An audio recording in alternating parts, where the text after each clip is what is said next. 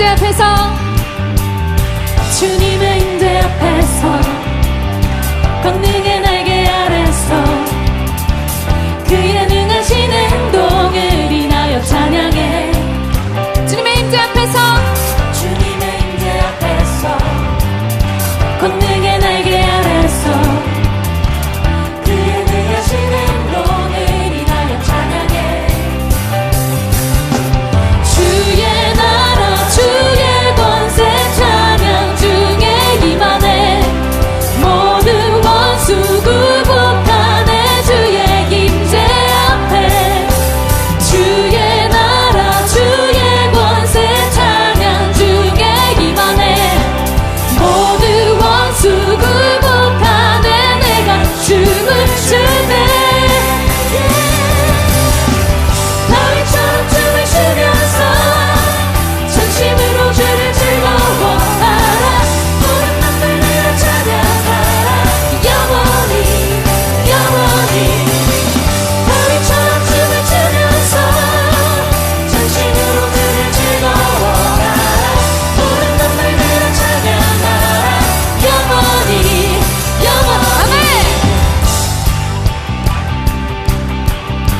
우리 다시 한번 고백합시다. 주님의 임재 앞에서 주님의 임재 앞에서 권능의 날개 아래서 주의 능하신 행동을 인하여 찬양해. 다시 한번 고백할까요? 주님의 임재 앞에서 주님의 임재 앞에서 권능의 날개 아래서 그의 능하신 행동을 인하여 찬양해.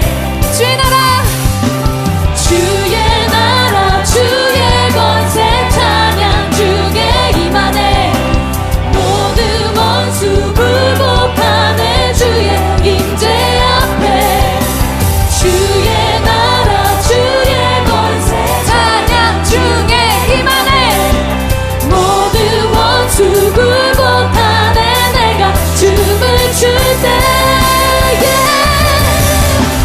다윗처럼 춤을 추면서 전심으로 주를 즐거워하라. 모든 만물들을 찬양하라.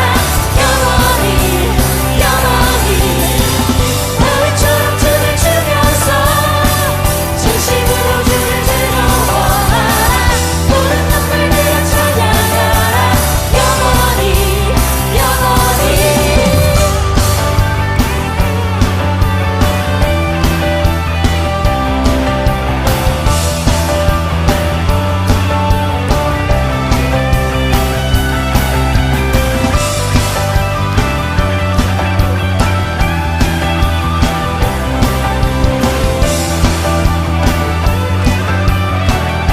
선포합시다. 주의 나라 주의 권세 찬양 중에 임하네. 모든 원수 굴복하네. 주의 임재 앞에 주의 나라 주의 권세 찬양 중에 임하네. 모든 원수 굴복하네. 내가 춤을 출 때 다윗처럼 춤을 추면서 전심으로 주를 즐거워하라. 모든 만물들을 찬양하라. 영원히 영원히. 다윗처럼 춤을 추면서 전심으로 주를 즐거워하라. 모든 만물들을 찬양하라. 영원히 다윗처럼 춤을 추면서 전심으로 주를 즐거워하라. 모든 만물들을 찬양하라. 영원히 영원히.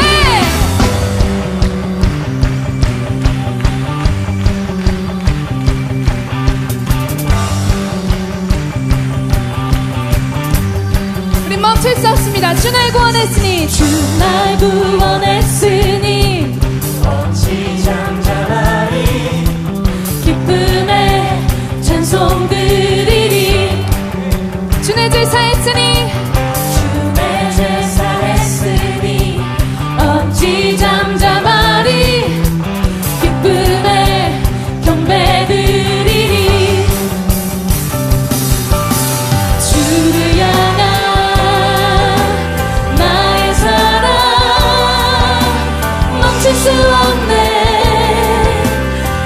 멈출 수 없네. 주를 향한 나의 열정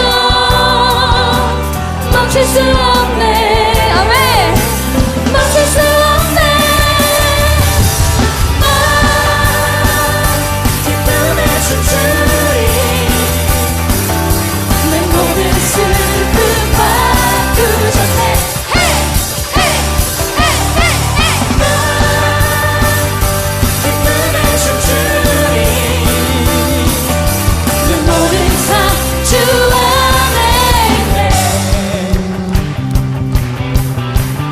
다시 한번 찬양할까요? 주 날 구원했으니, 주 날 구원했으니 어찌 잠잠하리. 기쁨에 찬송 드리니. 주 내 죄 사했으니 어찌 잠잠하리. 기쁨에 경배드리니. 아멘. 주를 향한 우리 삶 고백합시다. 주를 향한 나의 사랑 멈출 수 없네. 멈출 수 없네. 주를 향한 나의 열정 멈출 수 없네. 멈출 수 없네. 나 기쁨에 춤추리.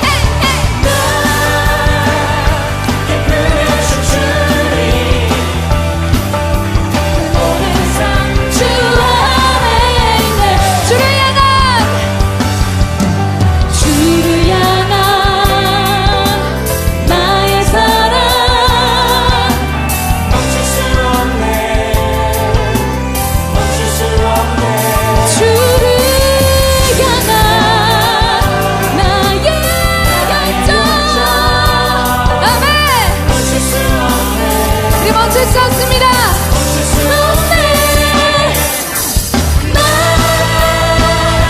기쁨에 춤추리. 내 모든 슬픔 바꾸셨네.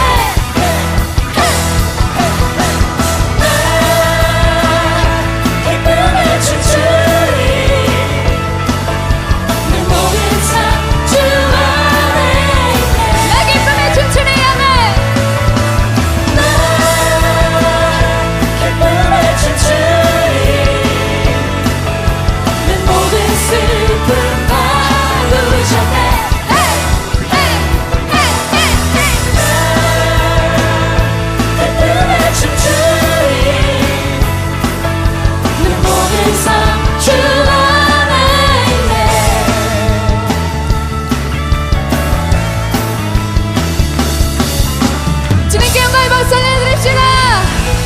우리로 춤추게 하시는 주님, 우리로 찬양케 하시는 주님께 아멘.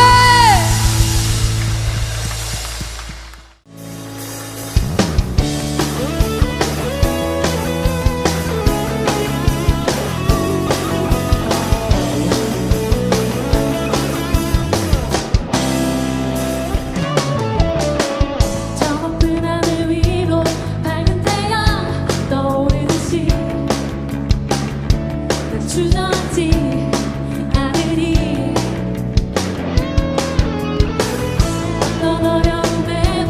주의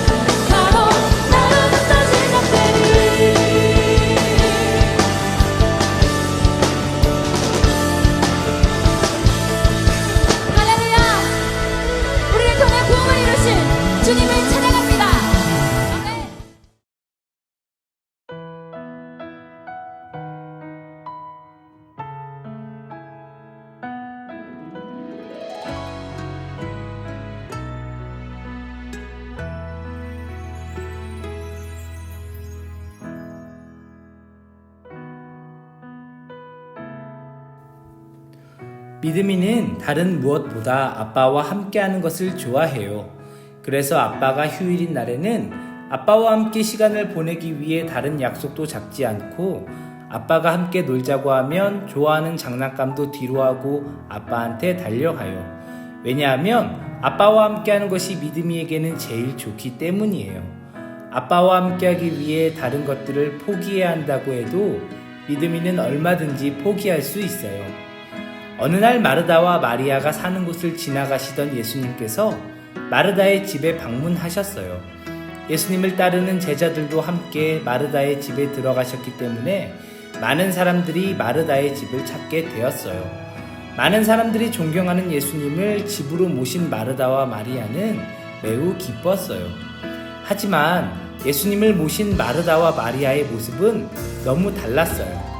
마르다는 예수님을 모시고도 제대로 예수님을 대접하지 못했다는 사람들의 비난을 들을까봐 마음이 급해져서 예수님이 자신의 집에 오셨음에도 부엌을 나가지 못하고 있었어요.